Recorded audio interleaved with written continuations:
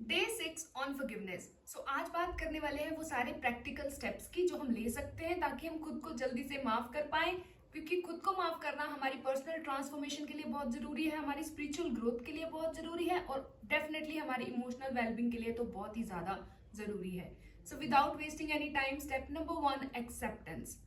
Yes, मतलब पूरी तरीके से एक बार बैठ के एक्सेप्ट कर लो कि मुझसे ये गलती हुई है, मैंने इस बंदे को गलत तरीके से इंटरप्रेट करा है, या मैंने उसको इंसान को बहुत हर्ट करा है, या मैंने बहुत गलत तरीके से बात करी है, या मैंने कुछ भी ऐसा करा है जो मुझे नहीं करना चाहिए था। Yes, I completely accept that I messed up completely. So acceptance is 90% of the work. You are aware about your mistake कि हाँ, मुझसे गलती हुई है, मैंने गलत डिसीजन लिया, मैंने गलत चॉइस लिया, मैंने किसी को हर्ट करा है। So number 1, completely radically accept the mistake. Number 2, आपको हो'ओपोनोपोनो प्रेयर करनी है। ये एक तरीके की फॉरगिवनेस मेडिटेशन है या फॉरगिवनेस प्रेयर बोल सकते हो। इसमें 4 सेंटेंसेस होते हैं। I am sorry, please forgive me, thank you and I love you. So I am sorry, please forgive मी आप उस इंसान को बोलते हो जो कि उस सिचुएशन में इन्वॉल्व था, जिसको आपने हर्ट करा, या आप अपने ही किसी सेल्फ से माफी मांग रहे हो, या आप भगवान से माफी मांग रहे हो। आप कुछ भी इमेजिन करो, लेकिन आपको ये 4 सेंटेंसेस रात को सोने से पहले बार बार रिपीट करने हैं। आप YouTube पे जाके भी कोई हो'ओपोनोपोनो मेडिटेशन या फॉरगिवनेस प्रेयर के नाम से सर्च करोगे तो आपको कोई अच्छी सी मेडिटेशन मिल जाएगी जिसमें वो खुद रिपीटिशंस करवाते हैं। So you can repeat them again and again, imagining कि आप उस इंसान से माफी मांग रहे हो, या आप किसी भगवान से माफी मांग रहे हो, या आप खुद से ही माफी मांग रहे हो। So that is step number 2। Step number 3, अब जब भी आप रेडी हो तो आपको अपने यंगर सेल्फ से, जिससे भी वो गलती हुई, जो कि उस सिचुएशन में इन्वॉल्व था, एक कनेक्शन क्रिएट करने की कोशिश करनी है।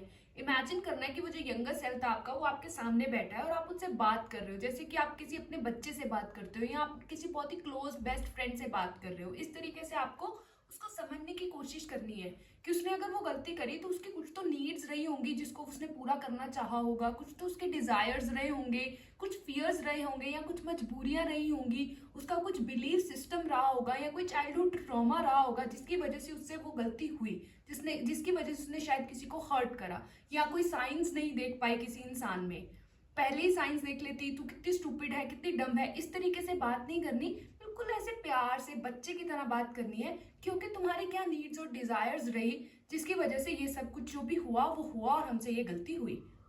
Step number 4, take complete responsibility for your actions. अगर आपने किसी को बहुत बुरे तरीके से हर्ट करा है, कोई और इंसान इस सिचुएशन में इन्वॉल्व था, तो अब आपको इतना तो पता ही है स्टेप नंबर 3 से कि आपके क्या नीड्स, डिजायर्स, फियर्स थे जिसकी वजह से ये सब कुछ हुआ जो भी हुआ। तो आप उस इंसान से जाके बात करो, उनको बोलो that you are truly guilty, I am really sorry, please forgive me, ये चीजें मेरे दिमाग में उस टाइम थी, इसकी वजह से मैंने ये डिसीजन लिया, या इस तरीके से तुम्हें हर्ट करा, इस तरीके से जो भी हुआ जिससे तुम्हें बहुत ज्यादा हर्ट हुआ। तो अगर आप जेन्युइनली गिल्टी हो और जाके बात करोगे तो वो इंसान भी समझ जाएगा कि yes, you have realised your mistake और आप उसको सुधारना चाहते हो, तभी आए हो और तभी इतने जेन्युइन तरीके से बात कर रहे हो। लेकिन अगर वो इंसान एक्सेस में नहीं है, फॉर एग्जाम्पल किसी भी रीजन से, तो आप एक लेटर लिख सकते हो उस इंसान को, पूरा प्रॉपर लिखना है, लाइक टू XYZ, ये मैंने गलती करी, please forgive me, I am sorry, and ये मेरी उस पॉइंट पे मजबूरियां थी, या इस तरीके से मेरा दिमाग चल रहा था, इस तरीके से मैंने सोचा, इस तरीके से तुम्हें हर्ट हुआ। जो भी आपकी फीलिंग्स हैं, इमोशंस हैं, वो सारे उस लेटर में आपको लिखने हैं। और इवेंचुअली जो भी हो'ओपोनोपोनो प्रेयर में हमने 4 सेंटेंसेस बोले वो भी आप लिख सकते हो दोबारा से कि I am sorry, please forgive me, thank you and I love you. और फाइनली आपको बोलना है कि फ्रॉम किरणदीप, या फ्रॉम जो भी आपका नाम है। और जब आपने ये सारे इमोशंस आपने इस फॉरगिवनेस लेटर में डाल दिए हैं, आपने जो भी एक्सप्रेस करना था, जितना भी गिल्ट एक्सप्रेस करना था, शेम एक्सप्रेस करनी थी, वो सारी इस लेटर में आपने एक्सप्रेस कर दी है, and how guilty you are, how sorry you are. Finally आपको इस लेटर को जला देना है या पानी में बहा देना है, जो भी आपका फिजिबल ऑप्शन है। That is your step number 4। Step number 5, हमको पता होना चाहिए कि टॉक्सिक गिल्ट और एक हेल्थी गिल्ट में क्या फर्क है। टॉक्सिक गिल्ट इज बेसिकली कि जब आप खुद को कोस रहे हो, बुरी तरीके से ब्लेम कर रहे हो, लेकिन कोई भी रिस्पॉन्सिबिलिटी नहीं ले रहे हो, कोई भी एक्शन नहीं ले रहे हो ताकि आप उस मिस्टेक को सुधार सको, उसको फिक्स कर सको। Wherein healthy guilt is कि हाँ, मुझसे ये गलती हुई and I shouldn't have done that. Healthy guilt तो हमको ह्यूमन बनाता है। ये चीज मैंने अपनी पुरानी वीडियो में भी बात करी है कि अगर आप किसी के साथ बहुत गलत कर दोगे और आपको फर्क ही नहीं पड़ रहा, आपको गिल्ट ही नहीं हो रहा, तो वो तो एक आप साइकोपैथी की निशानी है ना, वो तो आप साइकोपैथ बन गए, आप ह्यूमन कहाँ रहे, आप में तो कोई एम्पैथी ही नहीं रही।